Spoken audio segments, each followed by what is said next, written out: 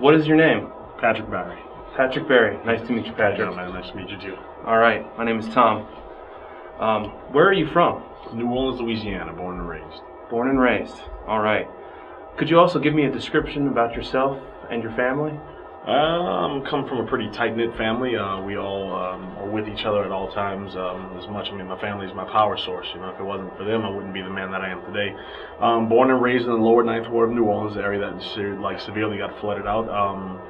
And we're still close till this day, like most families should be. Absolutely. Family comes first. Yes, always. Absolutely. How did you get into Sanshou kickboxing?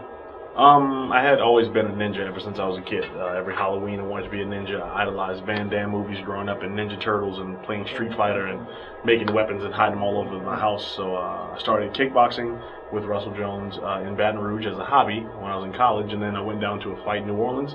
Met Master Lou. I did pretty well in the fight, and asked him if I could come and train with him and follow in his footsteps, and I've been with him ever since. Speaking of Master Lou, have you been to China? I've been to China quite a few times with him, all up and down the entire country, man. We've been all over the place. We spent a lot of time, probably altogether maybe a year in China, training all over the country, in the mountains, Great Wall, down the Shaolin Temple. We've been everywhere. How many times have you been to China? Probably maybe a total of five or six times total, for weeks at a time. I mean, we've gone something. The shortest period of time was 2 weeks, up to 4 or 5 weeks at a time there, training, like I said, the Shaolin Temple, around the other monks, with the students in China, all the different wushu and kung fu students, like out in the mountains, out in the middle of nowhere. How would you explain the difference in training and time that you spent in China in comparison or in contrast with the United States? The training here? Yes. Oh, we're very spoiled here. Going to China was a big eye-opener. We have luxuries like air conditioning and the decision-making power that I want to show up or I don't want to show up. In China, they're very, very, very strict. I mean, they're very disciplined with what they do. I mean, everybody out there, they work hard. That's like, the training that they do out there is almost like not second nature. It's their first. It's what they do first. They train first, and then their regular lives are come later on. I mean, that's what they do. They breathe, eat, sleep. They sleep with their gloves on at all times. I mean, they're always constantly in some type of training mode, man, just perfecting the body at all times. And here, you know, we tend to be a little, I don't want to necessarily call it spoiled, it's just because we've always had it this way. Buildings, gear, sure, to train with, like I said, air conditioning, lights. Whereas out there, man, they're working harder than anybody I've ever come across with little to nothing. Would you like to go back to China? Oh, absolutely. I mean, definitely. I would love to go back. I mean, I always want to go back. China's a big eye-opener. You go out there and you spend time out there with the students that they have. You train with them. You live their life to a certain extent. You walk the path that they do. And when you come back, you have a completely different outlook on all of the luxuries that we have here, all of the advantages that we have. You really want to take advantage of. You appreciate your life more here when you get back from China than when you're out there. That's one thing I think I would love to do. I've never really had the opportunity to be anywhere really outside of the United States. You've got to go. Man, China, Beijing, Hong Kong, Shanghai, they're beautiful areas. But mainland China is where you will go and have a wake-up call. It's something else, man. It's indescribable. The experience is just, there's no amount of book reading and going, I'm going to just be hungry for a few days. There's nothing like going out there. It'll change your life. The true experience. The true experience will change your life. The training, one thing, but just you go out there and you will learn a lot about yourself and what you're made of and what you're capable of doing. You will learn a lot about yourself out there. You become extremely grounded and thankful for everything that we have here. During some of these trips to China, have you ever had any fights or done any type of sanctioned fighting or anything like that inside of China? I've had a lot of sparring matches in China. I've had a lot of fights. My record on the internet as of right now, according to the States, is like 18-5-1 or something like that. But it's really close to 75, 80 fights, like 10 losses and a draw. I mean, I've had fights all up and down China, everywhere you can go in the country. I've gone to war with a lot of guys out there. Would you like to fight in China again? Oh yeah, any day. I mean, I would love to go back. I mean, whenever I can, whenever time allows, or just my schedule allows me to. Man, I think that should be like almost a once a year venture for everybody, but especially for myself. I would like to go out there at least once a year for a few weeks at a time. Have you fought in the World Sanshou Championship? Yes, sir. Yes, sir, I have. How did you do? It hurt a lot. I did pretty well. I competed out there. How many fights did I end up having? I'm not sure. I'm not even sure. I think maybe 2 or 3 fights, and it was, like I said, the experience out there is just different because they don't give up as easily. CCTV had you with Master Lu in a documentary entitled Shaolin Fighting Monk.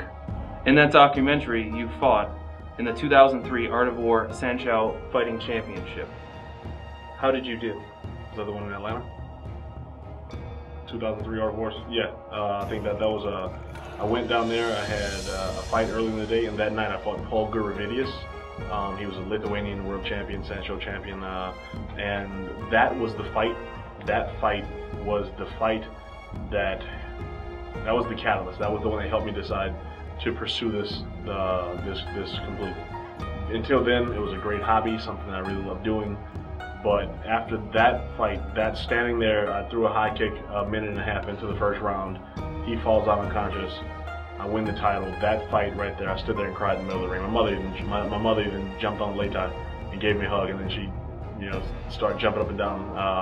But that was the fight that helped me decide to pursue this all the way.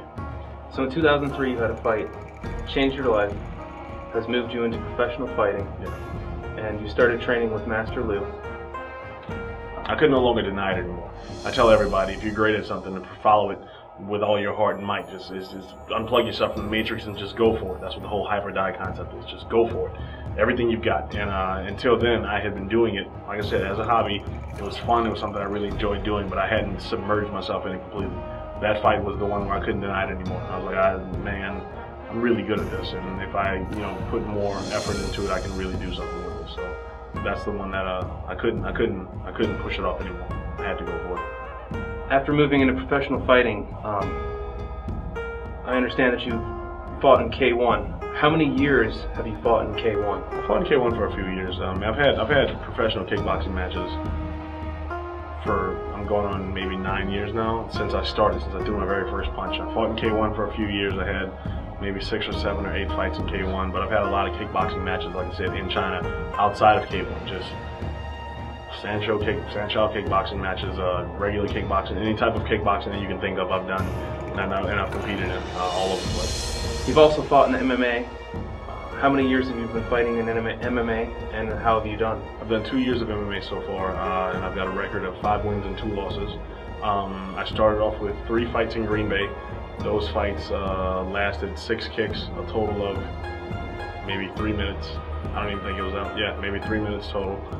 Three first round knockouts. Then I got jumped into the UFC. I got called into the UFC, where I've had a win, a loss, a win, and then a loss. I just recently had a loss. So from this moment going forward, what kind of plans do you have for the future?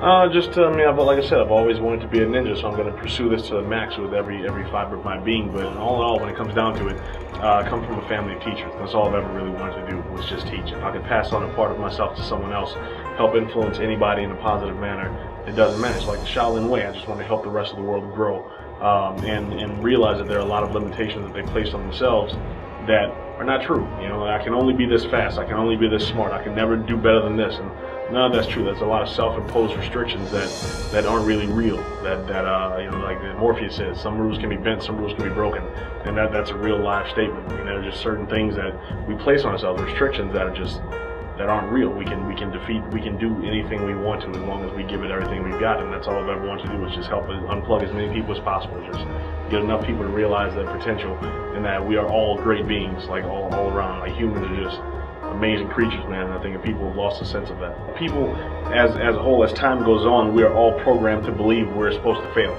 Like, it's really easy to give up. Failing is easy. Doing great, that's tough. Getting into the UFC, easy. Staying in the UFC, that's really hard.